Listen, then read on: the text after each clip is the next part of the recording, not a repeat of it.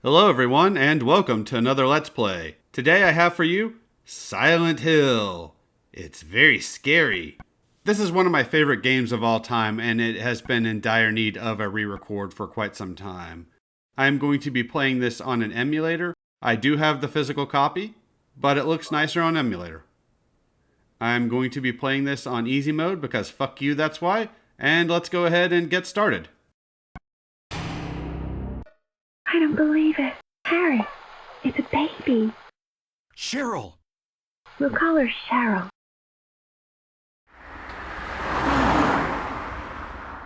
Cheryl! Let me entertain you! This nation will soon be mine! Your father will pay the price for destroying the Imperial rule!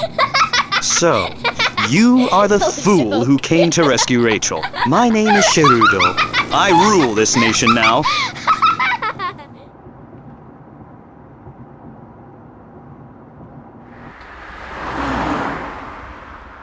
What happened?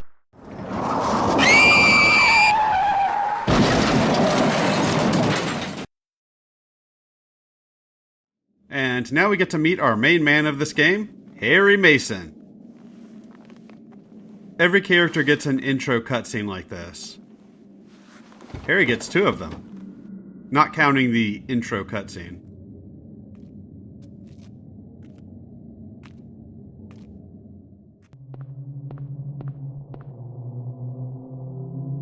Cheryl, where could she be?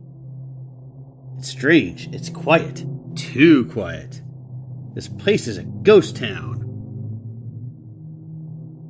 Cheryl. The musings of a dad who's really worried about his kid. The game will pretty much take over from here. He notices there are some footsteps, and now the game actually controls where you walk from here.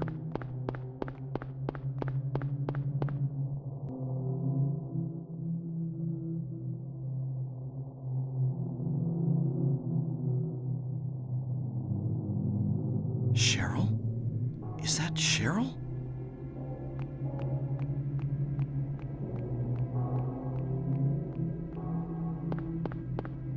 Where are you going? Hey, wait! Stop! Well, that is pretty strange that she's running away from us. I guess we'll just have to follow her. As you can tell, this area is really foggy. That's one of the things I like about this game. In order to deal with the limitations of the technology on the PS1, these devs used a lot of fog and darkness in order to cover up issues with draw distance. And it became a series staple. You'll see that in 2 and 3. Damn it, kid, come back here! Daddy's gonna give you a spanking for running off! At this point, I'm still getting used to these controls. I haven't played a game like this in a while. This game has great atmosphere. We've got some ominous sirens off in the distance.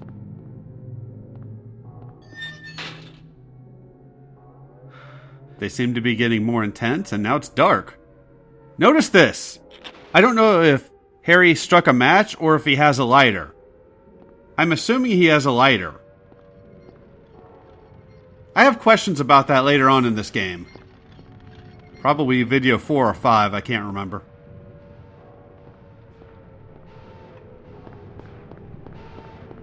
Well, let's see what kind of fun stuff is in here. This is definitely not a place we want a kid hanging about.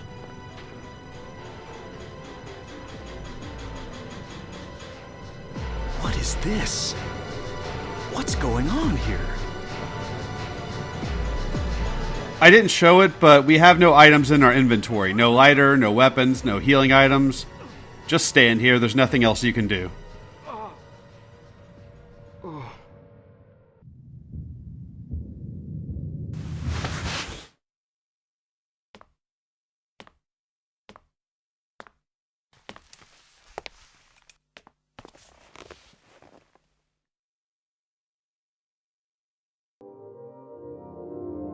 Was I dreaming? How do you feel? Oh, like I've been run over by a truck. But I'm alright, I guess. Glad to hear it. You from around here? Why don't you tell me what happened? Wait a second, I'm just a tourist. I came here for a vacation. I just got here. I don't know what happened. I'd like to find out myself. Uh-huh. Have you seen a little girl? Just turned 7 last month, short, black hair. My daughter. Sorry. The only person I've seen in this town is you. Where is everybody? I'd tell you if I knew, believe me. But from what I can tell, something bizarre's going on. That's all I know.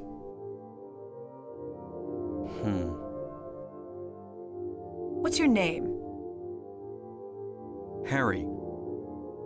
Harry Mason. Sybil Bennett. I'm a police officer from Brams, the next town over. The phones are all dead, and the radio too. I'm going back to call in some reinforcements.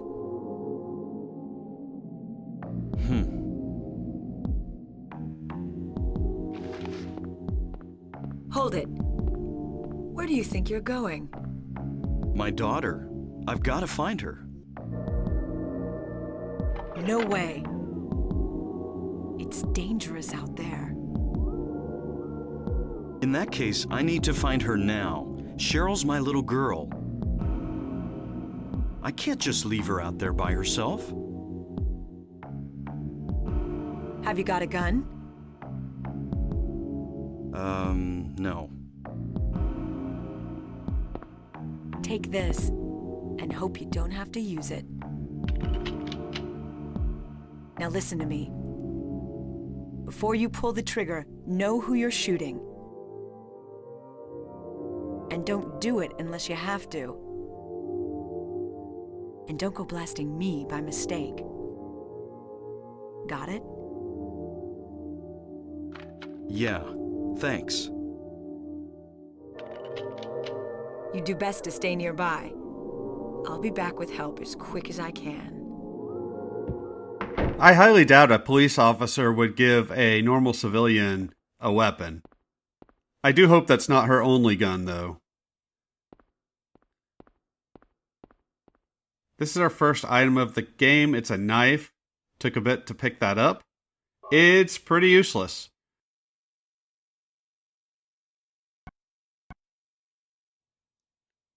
I am going to shift between showing off the descriptions for these items and not.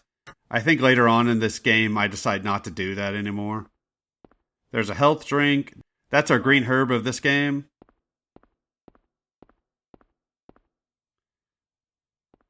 We also need to pick up the flashlight, another health drink, and the map.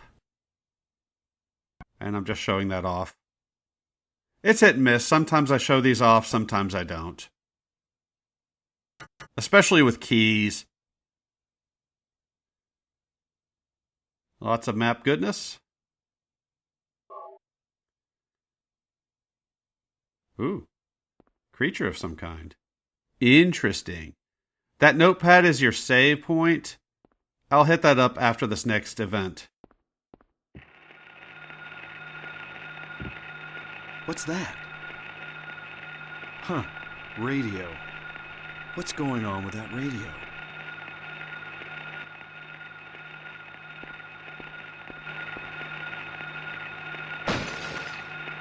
And we are introduced to combat in this game.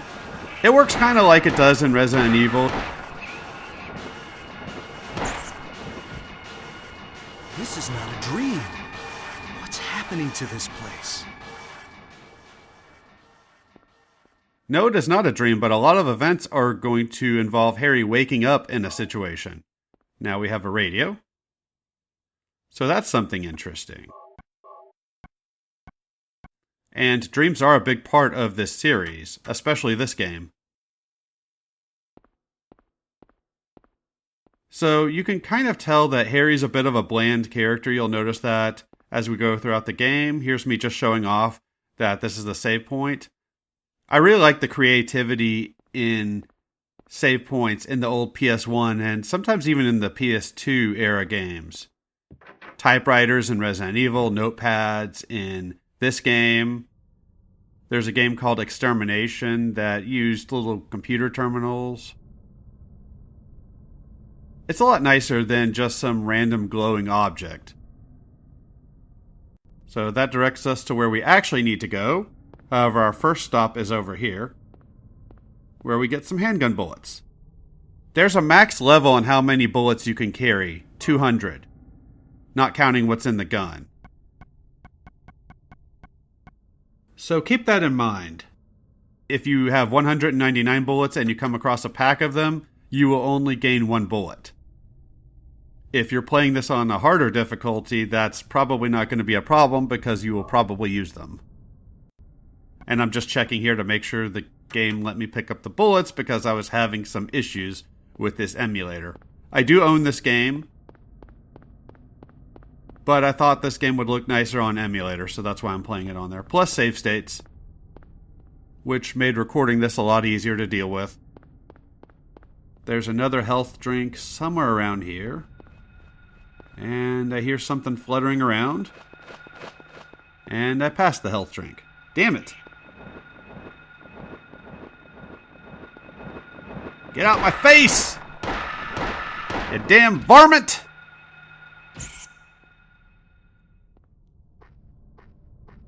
So you can already get a pretty good idea of Harry's character.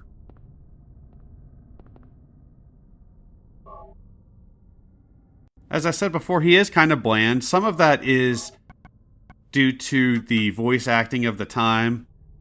PS1 games weren't typically known for having particularly good voice acting. Although I actually don't mind Harry's voice actor. I feel it kind of fits his character. So there's a place we need to go. However, I'm going to go on a detour first because this is something we're going to have to do anyways, and I can essentially sequence break part of the beginning of this game. So I want to do that. I think it fits with him just being a dad. One of those boring middle-aged dads that exist in the world. So I actually don't mind that for his character. But one thing that we also learn from that conversation with Sybil is that he's dedicated to his daughter. That's his only concern right now. There's a key we're going to need. Somebody put a head through a basketball hoop. Kind of weird. We haven't seen them yet, but there are dog enemies we're going to come across in a bit. And another health drink, so we're already building up a pretty good supply of these things.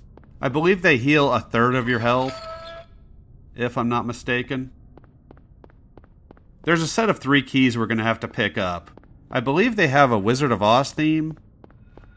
I didn't look at the names of them, but if memory serves, they had a Wizard of Oz theme. Which is another theme of this game.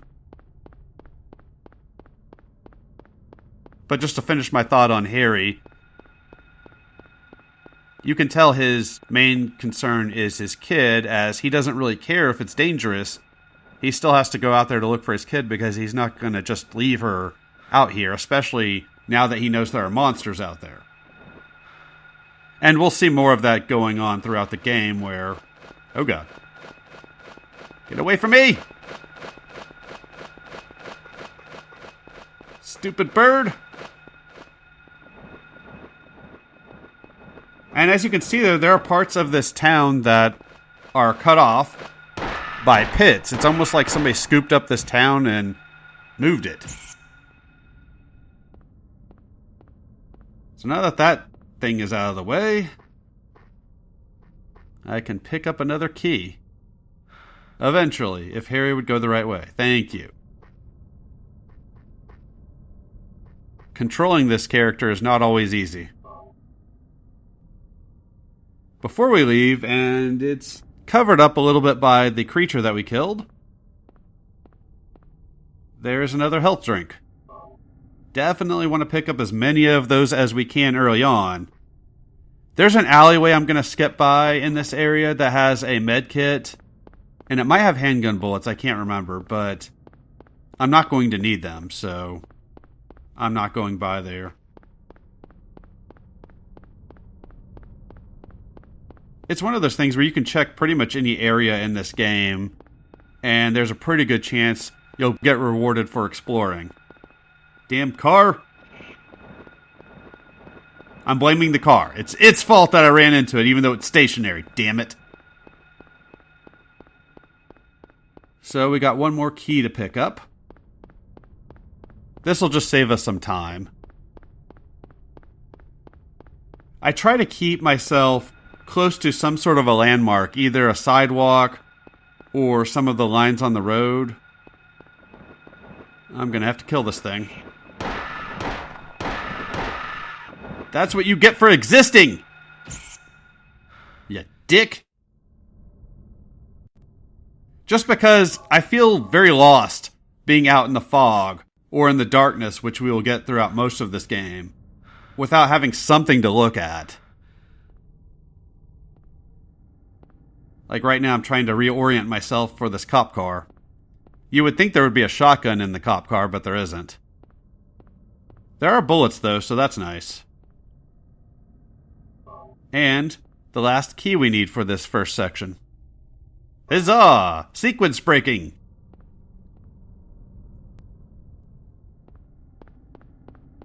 So now we can go visit an area that I did not show off in my original LP. And they will comment on it later, but it's also snowing. Apparently this is not the time of year for snow.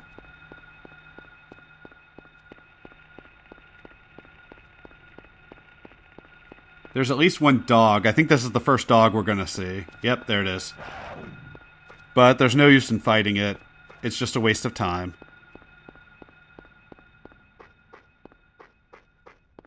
I do like that this game rewards you for exploring. It also punishes you in a way because you have enemies to deal with.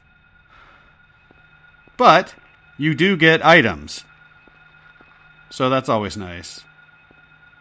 I don't miss too many items early on in this game, but there are a couple of moments where I skip past some items because I'm not going to need them. Or picking up those items will be more trouble than it's worth. Like I mentioned before, that alleyway with a med kit.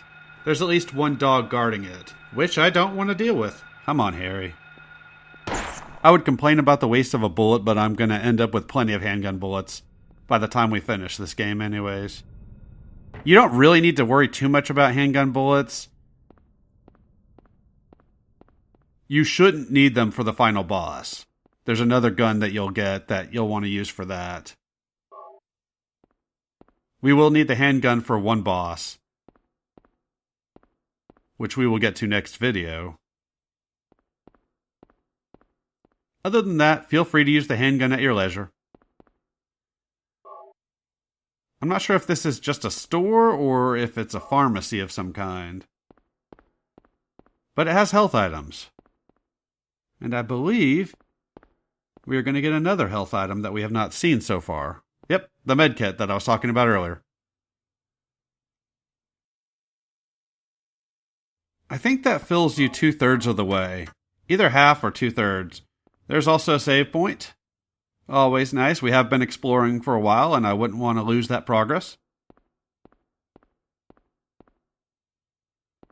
Now it's time to continue on with where we were supposed to go 5 minutes ago.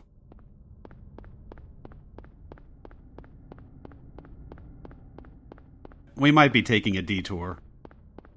We are taking a detour first. So we're headed back to where we started the game. And something I did not know for a long time, you can go back to where your car crashed. And if you examine it, you get another health drink. Since there are no enemies in this area, especially if you're playing on a harder difficulty, that is something you're definitely going to want to do. Because there's no risk and you'll need items. And the combat in this game isn't particularly great. It's okay, it's passable, and you can't avoid it a lot of the times, but you're still going to want those items. I will say this going into this LP, anybody who's new to my channel, I am blind, or visually impaired, however you want to say that. I see about 10% of what most people see. I'm trying to be careful because there are a couple of dogs in this alleyway. So being blind does cause me some issues while playing this, as it does in every game I play.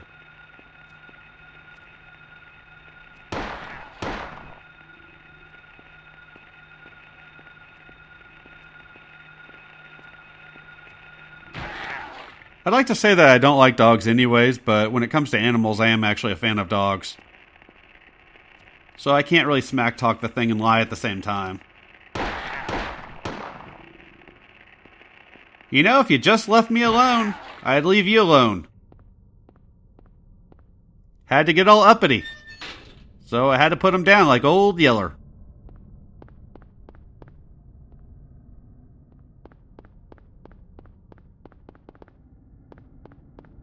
It is nice we don't have the sirens going off this time.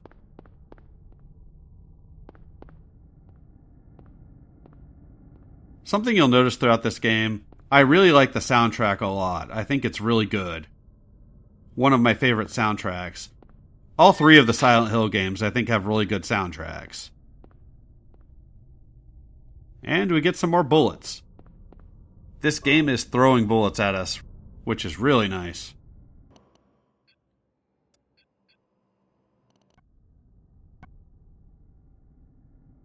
On the mode I'm playing, they give you 30 bullets per pack. I'm sure it's less on other difficulties, but I'm not sure what the number is. Probably 15 on hard mode, but I'm not sure about normal. There are a few things we want to pick up over here. The steel pipe, that is going to be your de facto melee weapon.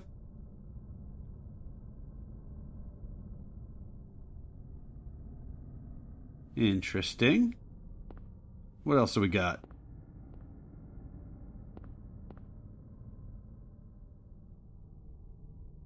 Isn't this Cheryl's sketchbook?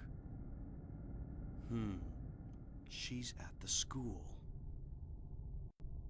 I'm pretty sure that would not be written in blood if that was from your daughter. Although I think it actually is intended to be. But I don't know why she wouldn't just say, "Dad, I'm at the school." Seems kind of odd. And I'm just showing off the description there. I didn't realize there's another option for examining items. I figured that out much later, and at that point I figure it's not even a point using it.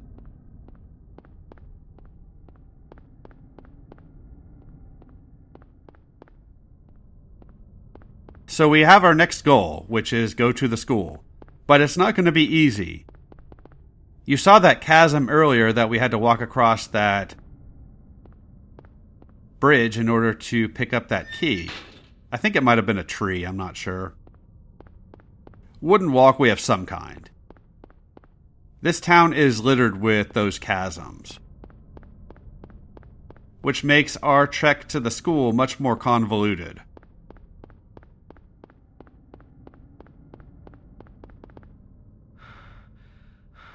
This has to be rough for Harry. Not too long ago, he was driving with his kid, making her laugh, making jokes. And here I think I'm just showing off where we have to go next. And now he's dealing with this nonsense. Evil bird things, evil dogs. I think the dogs are called groaners and the bat things Air screamers, I think they're called. Took me a second there. Any other time I would be able to say that right off the bat, but of course when I'm recording, that's when I forget. Otherwise useless knowledge the one time I need it. Oh god. I'm going to have to deal with those dogs because I'm going to have to look around there for something in a minute. But in order to do that, we have another random trigger that we have to go through in order to be able to access the next area we need to go to. And here's the document. It says something about a doghouse on Levin Street, which is where we just were. So one of the houses is a residential area, as you'll be able to see as we get up in there. Only one of those houses has a doghouse, and there's going to be a key at that doghouse. If you go there ahead of time, Harry will talk about how there isn't a dog there, but there's two, and we're going to have to kill them. You can technically avoid doing that if you want, but it's going to be easier for me to do that.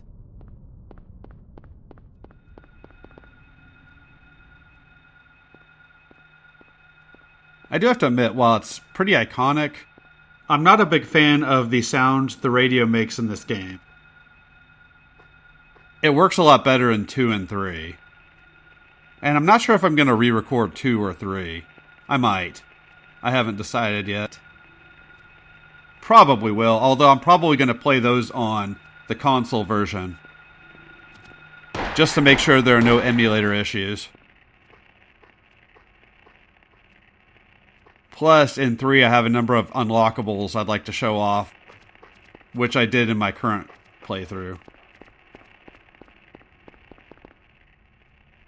And I was just backing out of here just so I didn't get surprised because I couldn't see where the next dog is.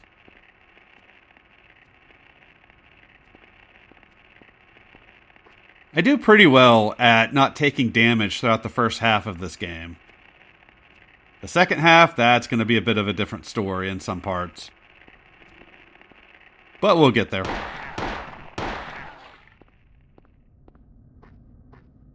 You know, I hate to put a skinless dog down, but sometimes you gotta. Now, let's find that doghouse.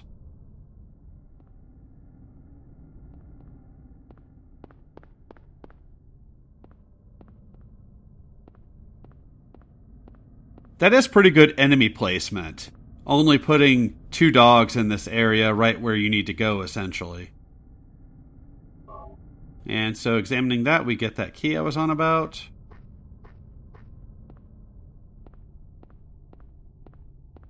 Huzzah! And I just wanted to show this off. You can walk off of that. And he'll stumble. I don't know if that does damage to you or not. But it's a thing you can do. Harry moves very awkwardly, and it feels very intentional the way they designed him and his movements. He doesn't just stop on a dime like the Resident Evil characters will. He has to stagger a little bit first. He's also pretty slow with his weapons. I know what they were going for, but from a gameplay perspective, that can be kind of annoying.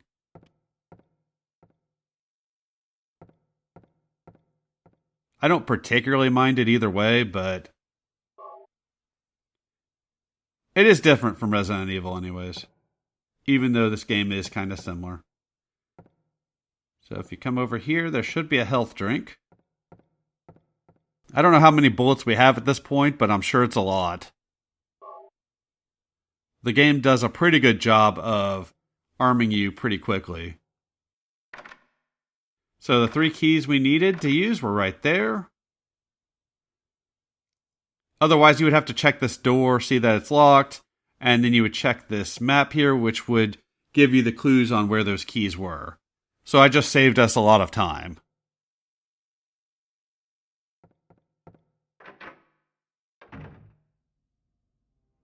Ooh. It's getting dark. I really like this music, so I'm going to be kind of quiet while we're in this backyard.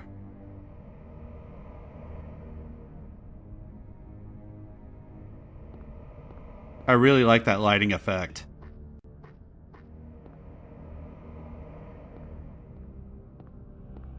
Couple of health drinks, be sure to pick them up.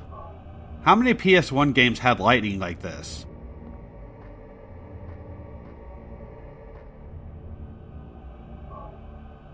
I would guess not many.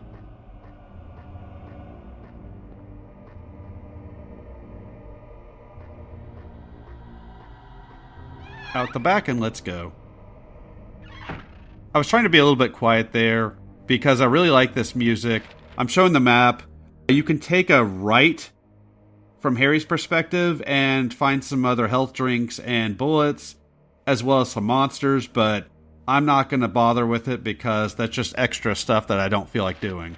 So we're going to make a left.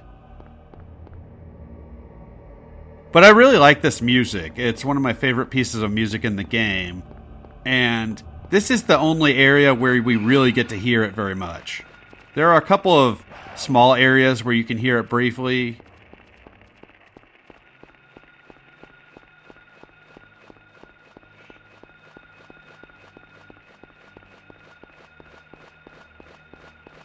And it's interesting, the music gets a lot quieter when you're moving. Try to dodge enemies as best you can. Just keep moving. I don't want to stop and fight these things. And you notice there, as Harry stopped, the music got louder, which is interesting. I don't know if it means anything, but I find it interesting. One thing about this series, there are a lot of different fan theories about a lot of the different elements. I'll probably talk about a few of them. There's a channel that I was watching last year that guy has a lot of interesting theories about this game and the series. So I might talk about some of those. I don't know. I typically like to go with everything that I can see on screen, be it something that's told to you in the dialogue or something that you can read in a file, and not try to interpret things as much as I can. Well, we made it to the school. It was a little bit convoluted. We had to go through a house in order to get there, but we made it. So now we got to pick up a map, and then we got to go find Cheryl. And the safest place in this school is the infirmary, so let's go ahead and check that out first. Hopefully she's in there, and then we can go home. Actually, even if we find Cheryl, I'm still not sure how we're going to get out of this town. There's a save point. I actually remember that save point being in a different spot. Health drink and medkit. And no Cheryl. So unfortunately, we are going to have to search the school to see if we can find her.